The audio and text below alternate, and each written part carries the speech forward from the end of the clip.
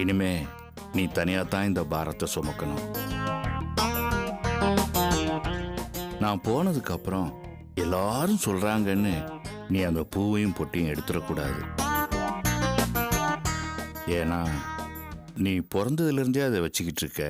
நான் இடையில வந்தவன், இடையில போறேன். அதனால அந்த பூவும் பொட்டியும் எடுக்க வேணாம் பாக்கியம். கலங்கக்கூடாது பாக்கியம். மரணங்கிறது இயற்கை.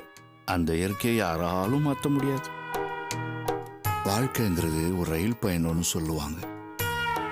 எனக்கு ஸ்டேஷன் வந்துருச்சு, அடுத்து உனக்கும் ஸ்டேஷன் வரும். அதுக்கு நீ கவலைப்படாத. அங்க சொர்க்கத்துல உனக்காக நான் இடம் போட்டு காத்துக்கிட்டு இருப்பேன். இன்று நான், நாளை நீ.